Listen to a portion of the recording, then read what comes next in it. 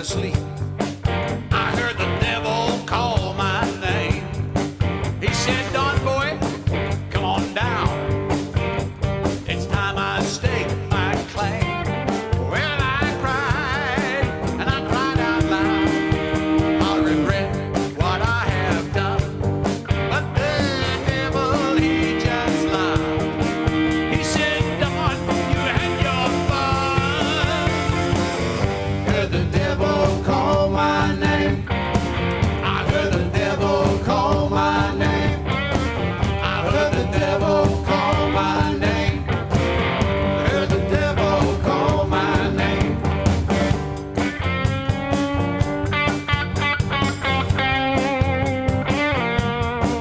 Well, at last, I finally woke.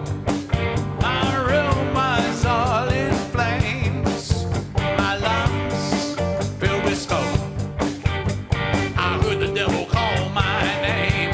I cried, Lord, help me now. But he just turned the other cheek.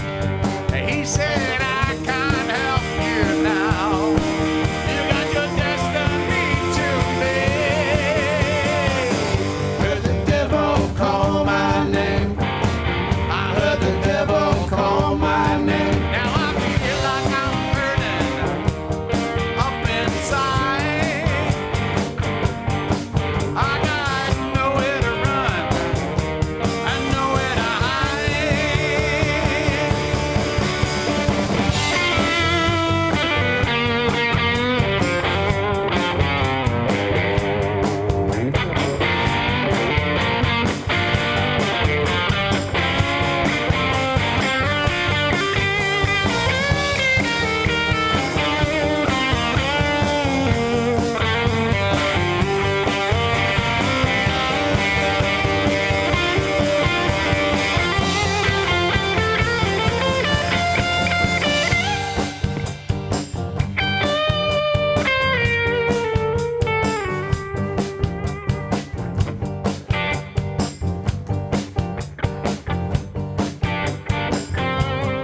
Well, I said to the devil, mate, how would you feel? Maybe we should get together and do some sort of deal. He said, I've been burned by that crap before. I don't do that crossroad shit anymore. Heard the devil call my name. I heard the devil call my name. Now I feel like I'm burning up inside. I got nowhere to run and nowhere to hide. Heard the devil call my name. I heard the devil call my name. I heard the devil call my name.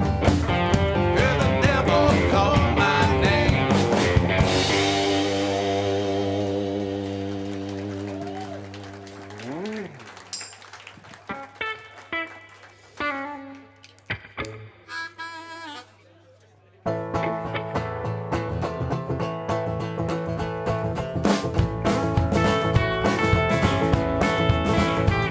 My girlfriend's gone to Sydney on an evening plane.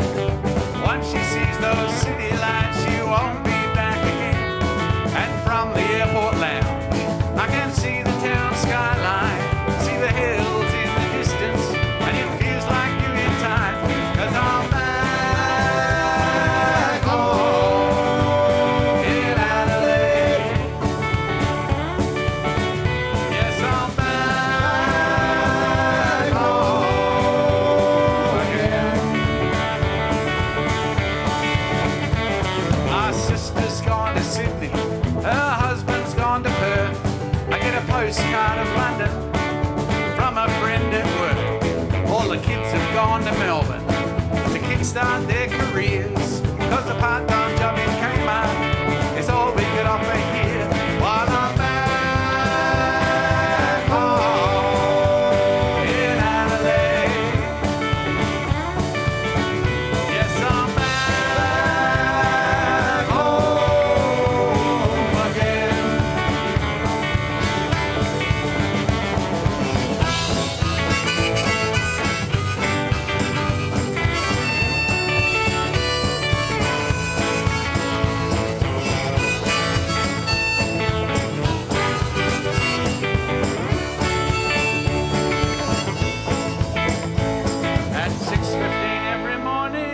jets fly overhead. They're bound for the eastern states and they set me out of bed. The sound of people leaving is the sound that starts my day. And it always starts me thinking it could be me again someday. But I'm sitting in the sunshine in my big backyard, eating peaches from my fruit trees, and leaving just seems too hard. While I'm back home in Adelaide, yes, I'm back home again. Oh, I'm back home in Adelaide. Yes, I'm back home again.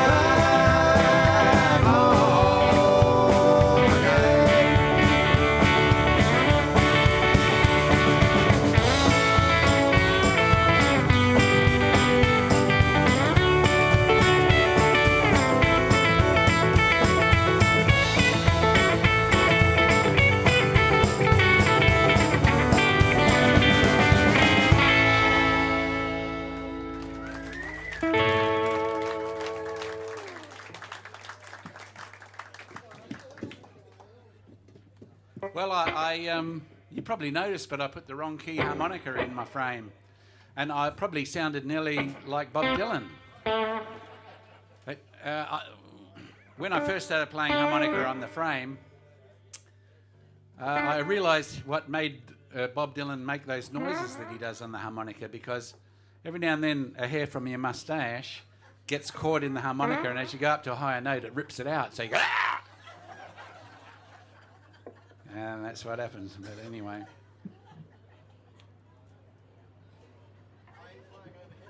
Yeah, just fly overhead. That's right. Perfect. Now we're going to do. Actually, we're opening with quite a few songs about Adelaide. This is. I think there's only 2 songs ever performed that mention Kensington Road. That's the one that we're going to do for you soon, and the one that Paul Kelly wrote. Which we won't be performing tonight. That's right. And the comparisons between myself and Paul are stark, really. We were born on the same day. He was born in Kensington Gardens. I was born in McGill, a little way away. We both come from big Catholic families. He, of course, had 9 siblings, and I only had 7. His uncle was a pedophile. Is that right? I'll include that in my next story, then do.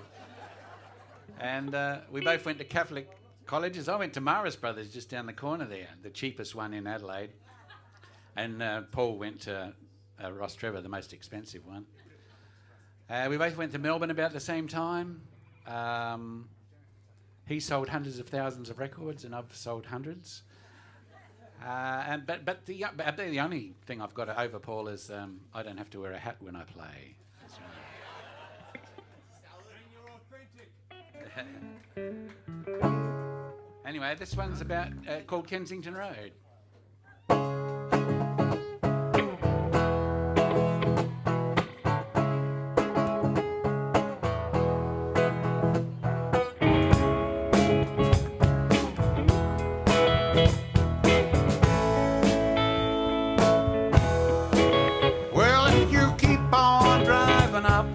Kensington Road, you'll end up on a hill.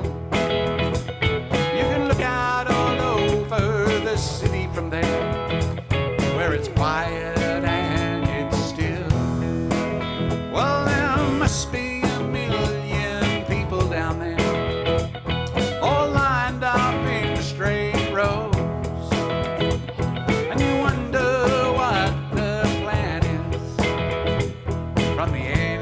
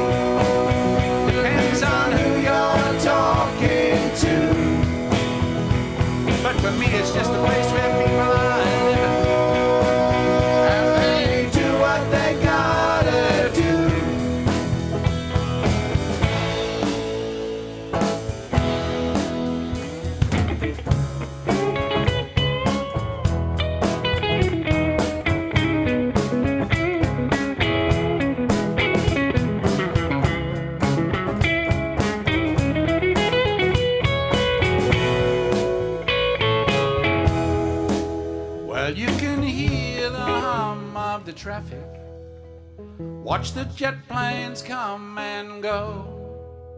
You can see the ships out on the bay from the end of Kensington Road. Well, there must be people laughing, little kids on their first days at school. There must be parents working out how to pass on the golden rule. Some people down there are living their dream. Some are dreaming their lives away.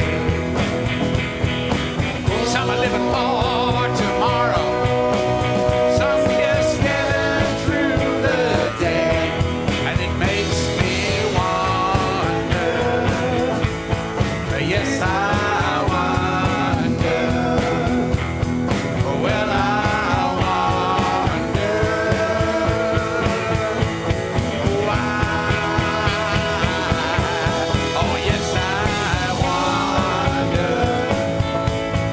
Yes, I wonder. Well, I wonder.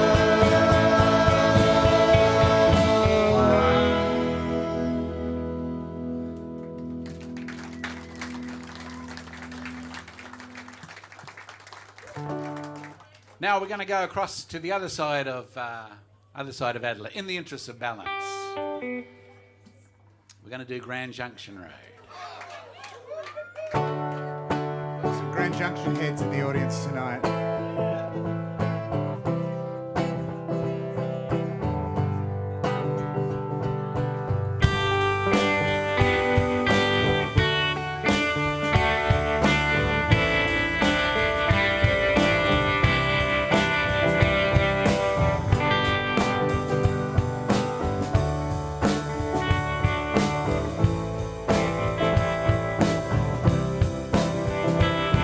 It runs alongside the city, past all the things they don't want you to see, and then goes to all the places that you don't want to be. It's the home of the high-vis shirt and the clapped-out Commodore. Oh, smoke's hanging out the window and one eye out for the law. There's no prestigious location, no desirable postcode. There's nothing up and coming on Grand Junction Road.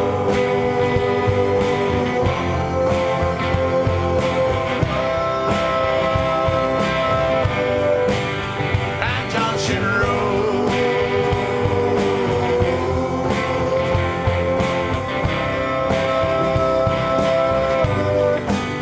At the IGA near Addison Road, they do their best to keep it clean, well stocked and in straight rows, but in the car park there's a deal going down between young men so far gone they're barely human, and on the corner there's a girl so stoned she can hardly stand, when just a mile or two down the road she could be kicking her heels off in the sand. There's bottle shops selling to the always pissed, street girls servicing the never kissed, late night pokies for the barely missed, truckloads of crap for the Wingfield dip. It's the place you go to make a living. It's not the place you want to live in. You won't find nothing to ease your load driving down Grand Junction Road.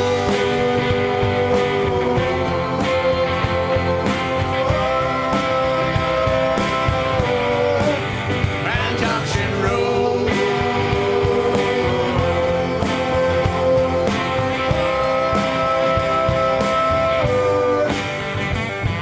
My father worked in a factory there, just down from the prison. Just in, sometimes 6 days a week, but most often 7. And I wonder what he thought about all those years he drove, first thing every morning down Grand Junction Road.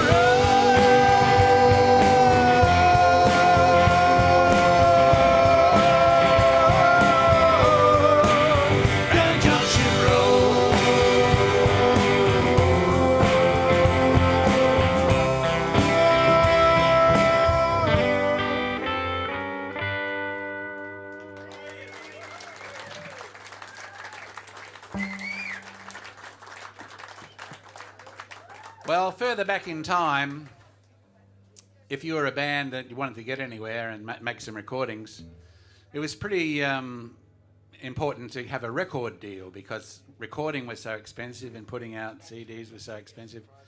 You need a lot of help. And in the early days, I had a lot of conversations with, record company executives and scouts and things. And it never went anywhere, really. And I soon found out that when they started making small talk about Adelaide, because, they said, oh, where are you from? I'm from Adelaide. And they would say stuff like, oh, yes, I went there once. It was a nice place. And so I realised they were just letting me down easily. They weren't going to sign me up, but they were just being nice to me. So I've rolled all those conversations into one called Conversations with the Man from EMI.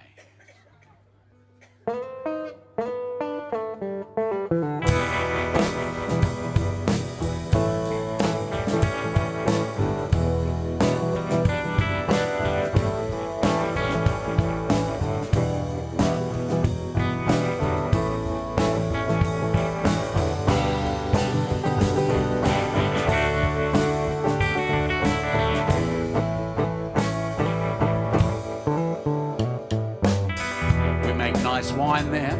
Yes, I know. Yep, Donnie Dunstan and the Adelaide Crows. I'm a singer-songwriter, guitarist. Come on, you must need more of those.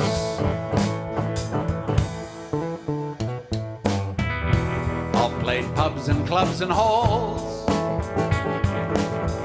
I've done the market and the mall.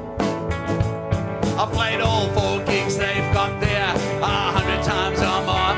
I've done them all before. I'm a legend in Adelaide. They love that song, they're the one I just played for you.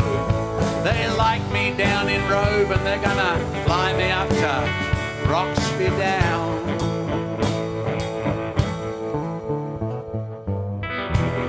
There's a lot of weird murders there, so they say. But you don't really notice it much day to day. We play the Wheat Sheep on a Sunday, and sometimes the Grey Emily. We've rocked the big room at the Gov. Filled that place with a lot of love. And the comrades call for more whenever we play down at Semaphore.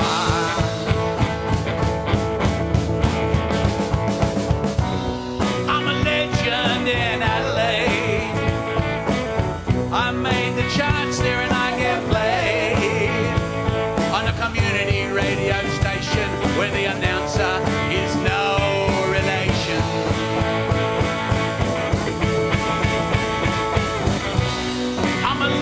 But I'm not yet a star.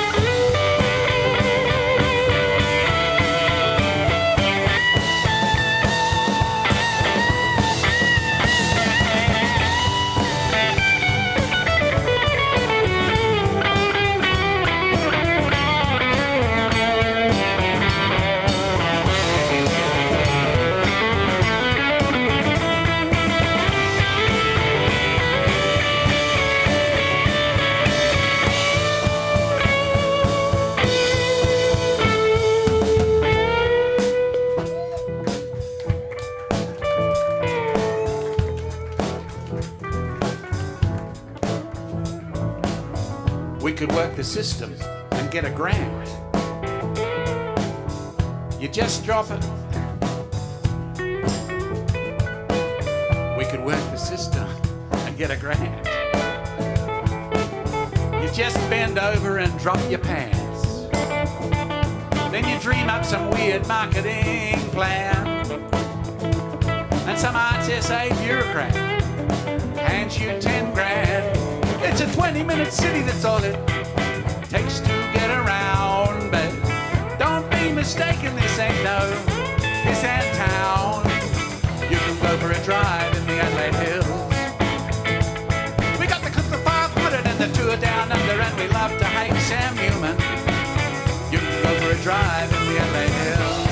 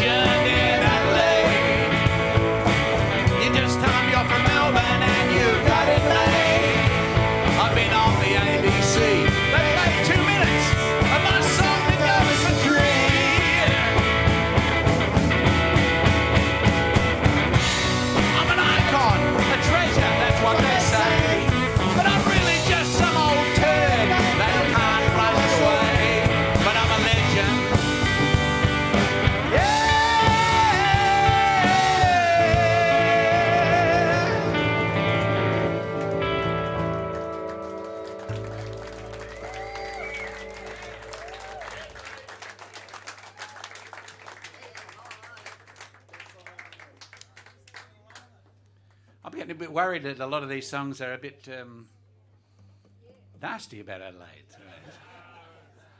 Yeah. This one could be interpreted as such, the next one. Anyway, going to Sydney and that, you got to go across the Hay Plains.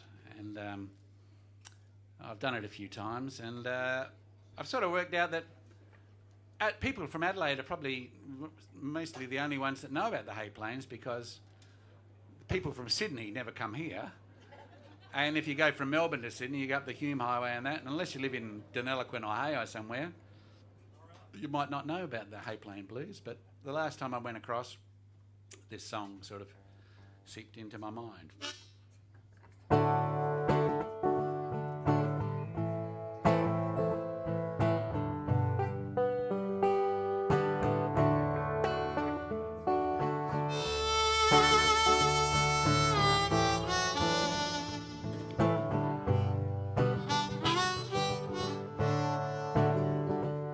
I drove all the way to Sydney in the middle of the night.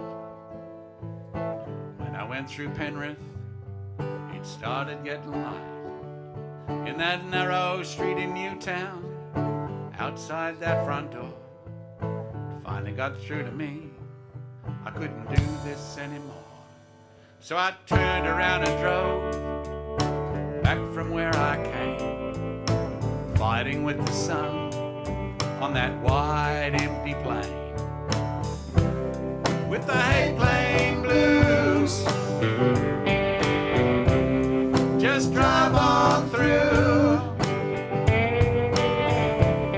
don't turn around, don't turn around. That was years and years ago. I tried not to think about it much. There are a lot of good reasons to fall out of touch, but I just got a call, so I'm going back again. This time I'm driving to farewell an old friend, with the Hay Plain Blues. Just drive on through.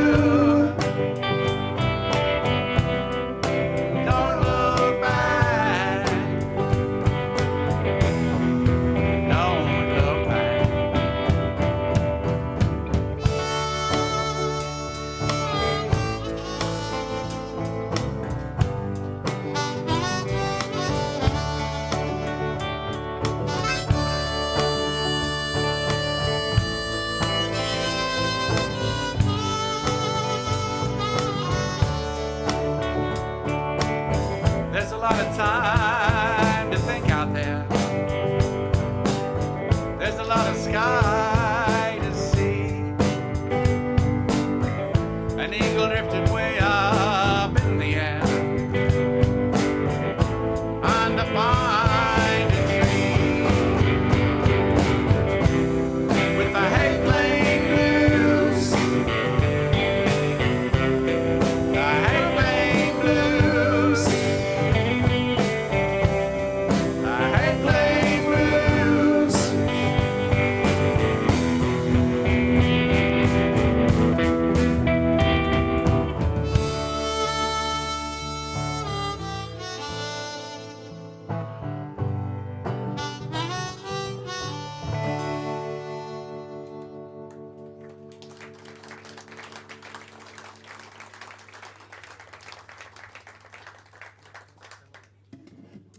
Well, a while back, I was sitting out on my back porch and I had some fish and chips for tea.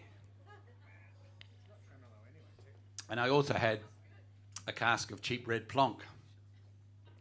Now, I wouldn't say I passed out, ladies and gentlemen, but I had a dream.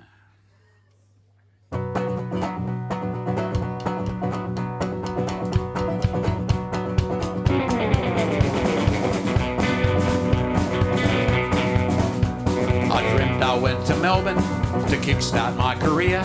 I had to get away, there was nothing happening here. I'd made a new CD, best one I'd done so far. Then it started getting played on 3RRR. So I'm walking down Brunswick Street, feeling out of place. A bearded hipster comes up to me, staring at my face. Man, he said, I love your new CD.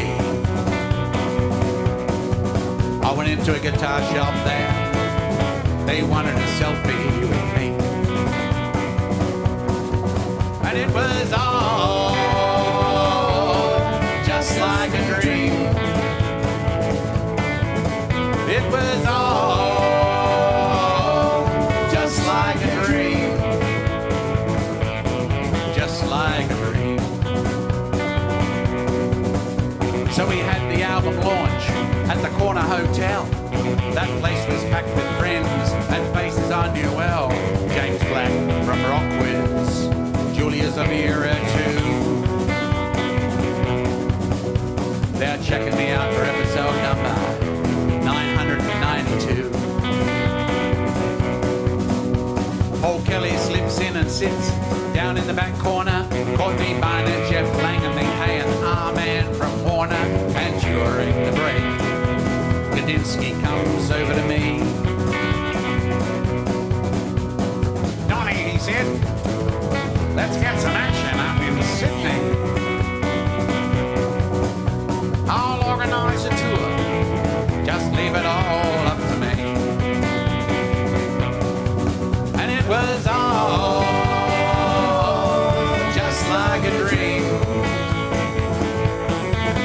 It was all just like a dream. But it was just a dream. Just a dream.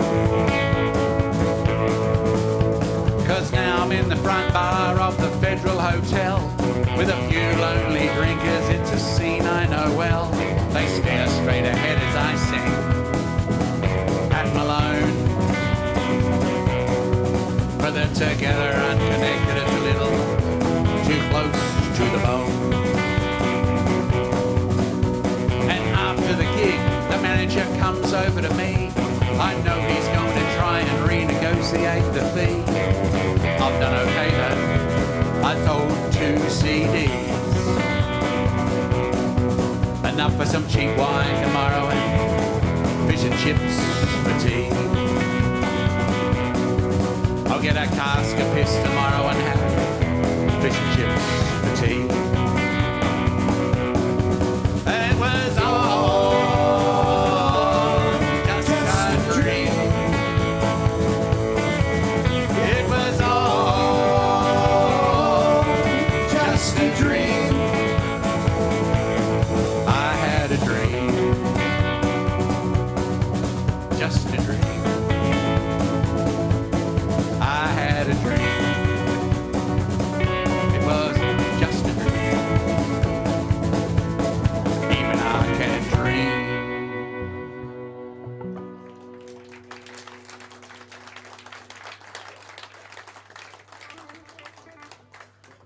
We'll do Note to Hillary's Kids.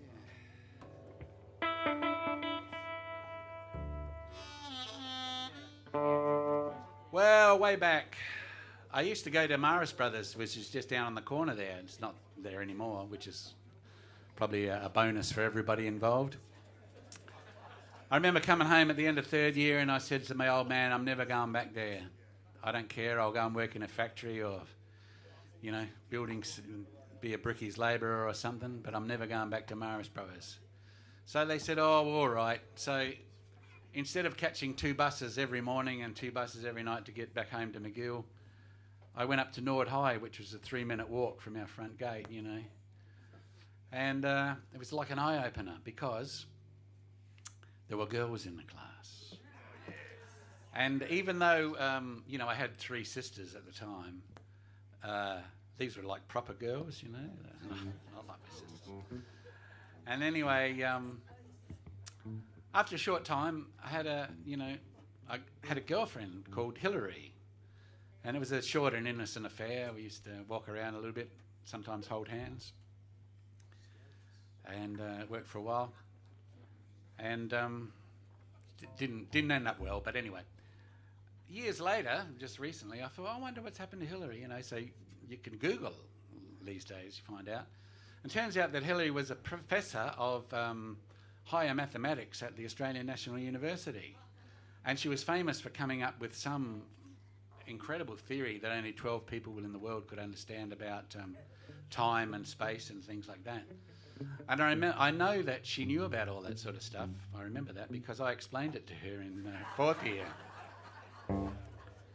But anyway, the sad part of the story was the reason I could find out so much about Hillary was that it was an obituary, and the obituary said that she had 2 children. And so I wrote this song called Note to Hillary's Kids.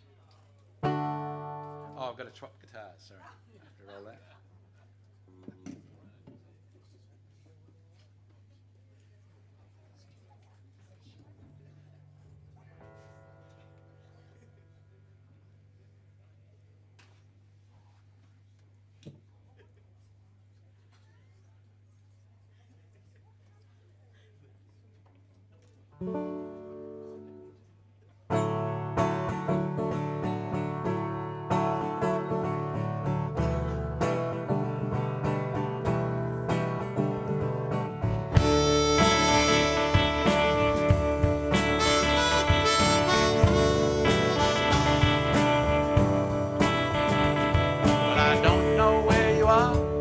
I don't even know your names, but I know you're out there somewhere, so I'll write this just the same. I trust this finds you well, I hope life's treating you okay. I know this comes out of the blue, but there's something I'd like to say. I just found out your mother died quite a while ago. Nobody told me, there's no reason I should know. But you see, I knew your mother in my last year at school. She was in the brainy class, and I was a sporting fool. She took a shine to me, I've got no idea why. She was the first girl I ever kissed, and the last to make me cry. I called her mine, it didn't last very long. She let me down gently, said it was time to move along.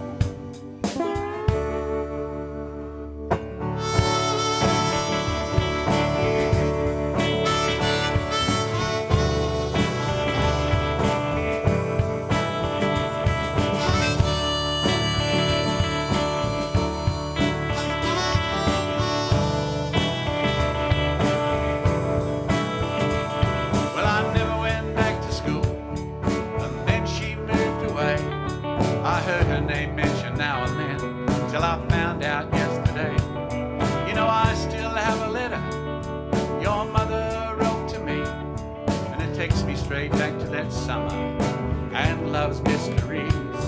I'd like to let you know, but I don't know where to start, that a little piece of Hillary lives on in my heart.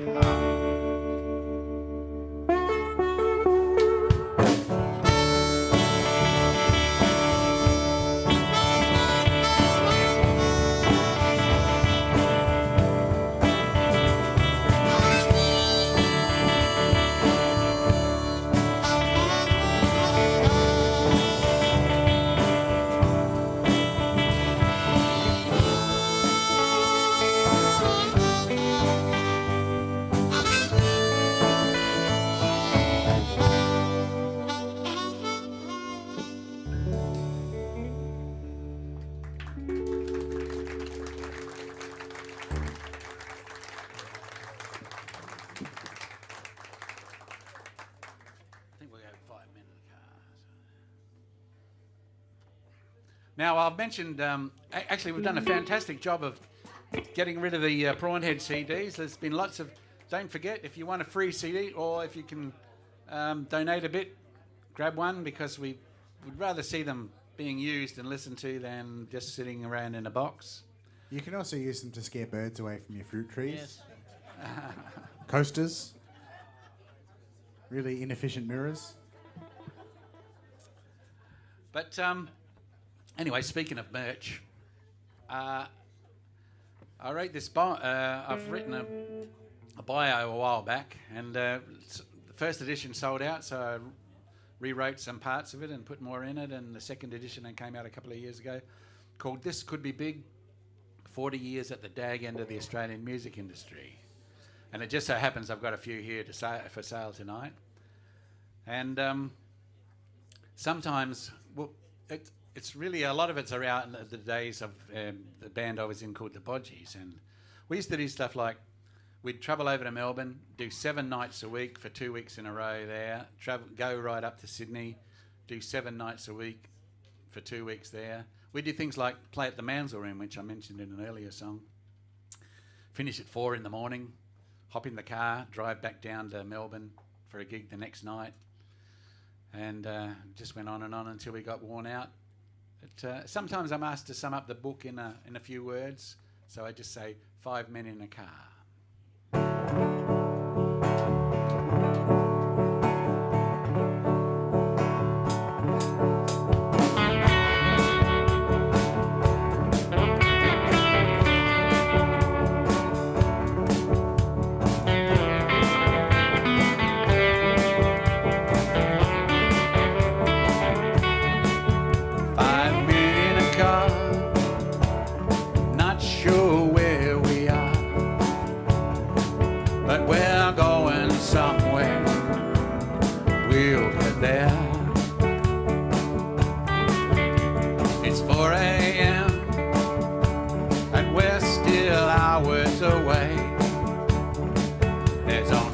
And us on this giant highway. 5 men in a car.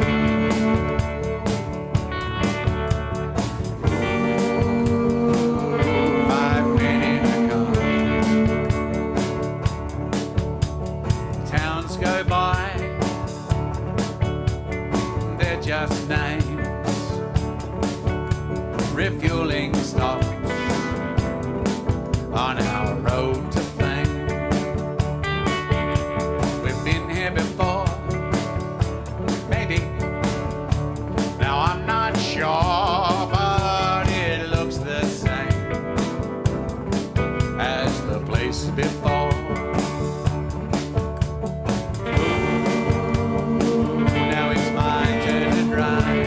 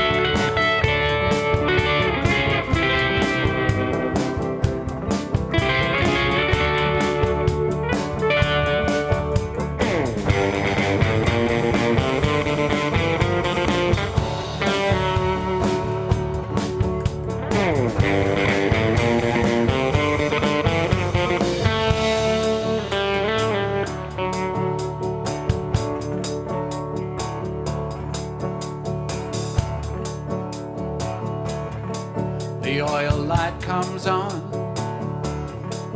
outside and untrue. If we break down out here, not sure what we'll do. Roadhouse food near Gundagai.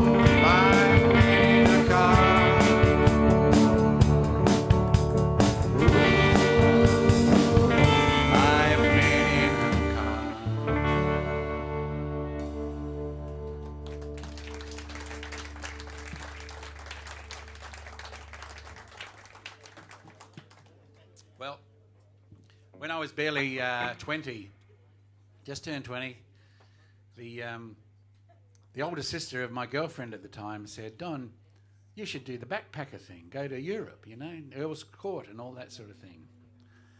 And it was clear now that they just trying to get rid of me, but I had saved up quite a bit of money because I didn't drink much, didn't smoke, didn't have a car, I just had a motorbike, and I worked as a brickies labourer, which is the best paid job you could get in those days, unless you were a school teacher or something. But I thought, yeah, why not?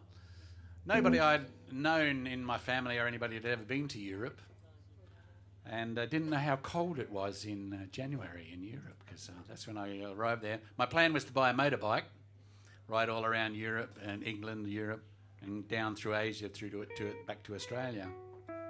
And anyway, I bought this cheap old BSA A65 from a shonky dealer, and started to freeze myself to death on the roads to Birmingham and so forth. And I was on this autobahn going down from Hanover towards Hanover, Germany, and the bloody thing stuck in first gear. Couldn't get it out, and so I'm driving along at about 20 k's an hour.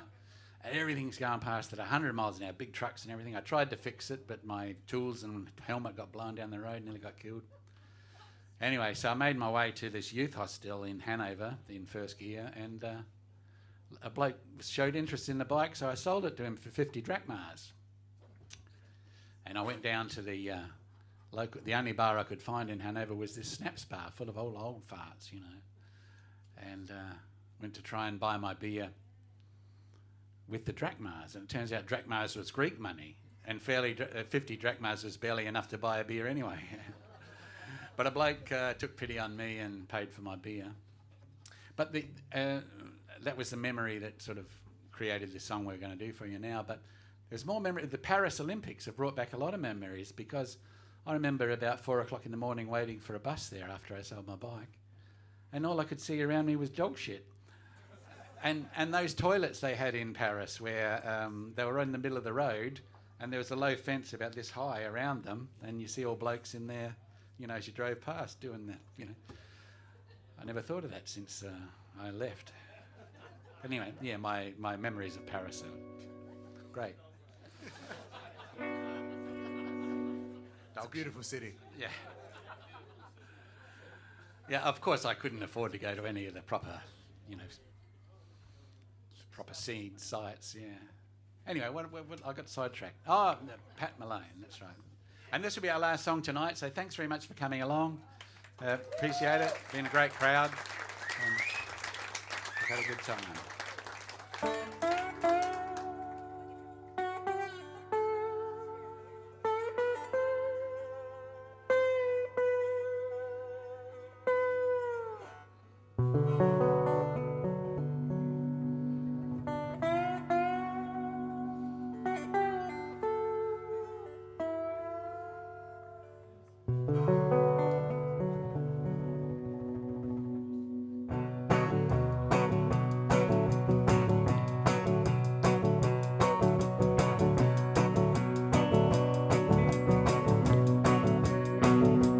I was traveling in a foreign town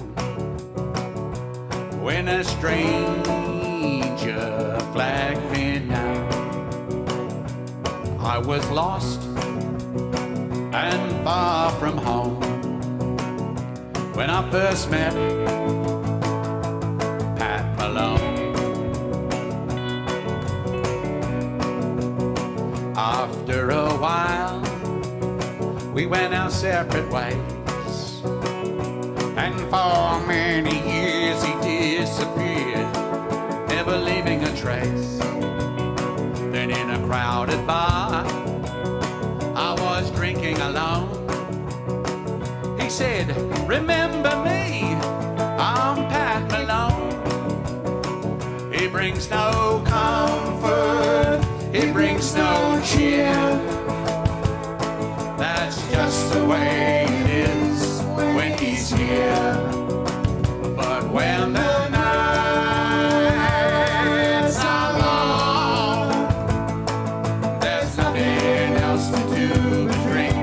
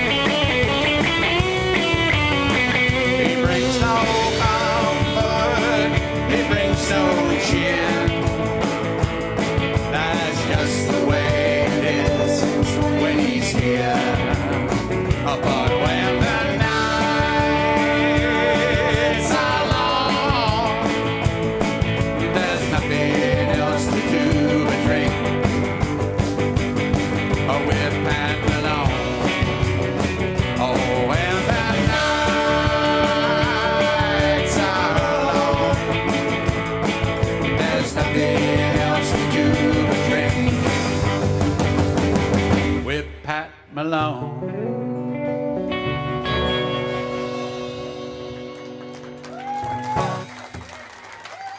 Thanks very much. Jake Morrison on the guitar, Eddie Morrison on the bass, and Andrew Praskonski on the drums. And folks, the man of the hour, the man with the power, too sweet to be sour, prettier than a flower, the man with the largest arms, the most charm, who does the most harm, too hot to handle, too cold to hold. He eats steaks, he lifts barbell plates, he's sweeter than a German chocolate cake. It's Mr. Don.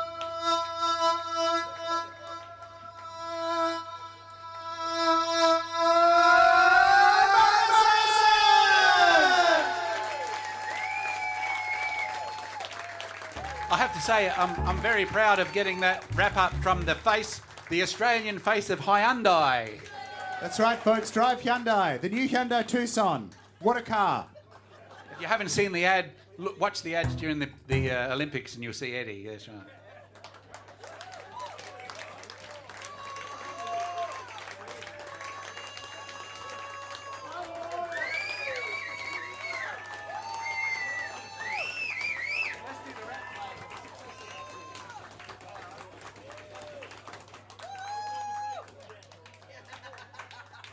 Oh, thanks very much. Luckily, we have one nice song in the repertoire. That's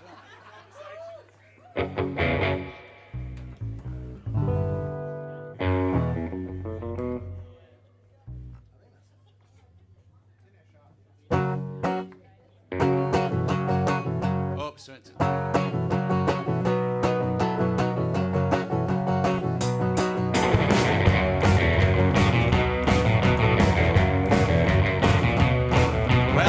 Big as rabbits. In 1966, they came in from the paddock and they chewed Mum's garden to bits. I thought maybe I could catch one and make something with its fur.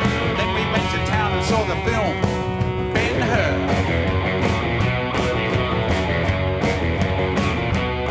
Well, I built a small chariot with the wheels of my sister's pram. Well, the uncles started laughing when I told them about my plan. They said, "Good luck, boy. We hope you succeed. How many rats to pull that thing you think you're gonna need?"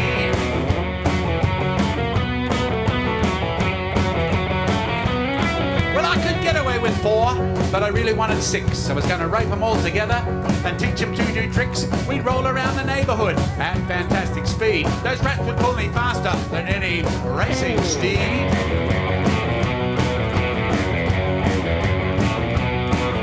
Old Pop come down from Broken Hill and helped me build a track. We built a pretty big one because I wanted the biggest rats. He said, "Don't let the dog out, boy. He'll eat all the bait. And you'll have to be patient and wait and wait and wait and wait and wait. And wait. And wait." Well, I waited and I waited, buried in the grass. I started to worry about the rats chewing at my ass. I could hear all the other kids playing in the street, but the only time I left my post is when I had to eat.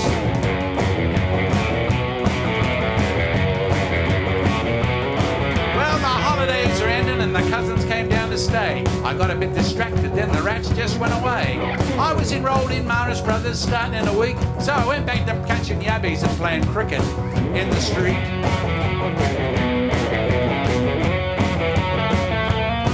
Then Dad put the wheels back on my sister's pram, and one of the uncles went off to some place called Vietnam. None of that worried me because I had the best plan of all. We were going to hike all the way to Morialta. Then we were going to find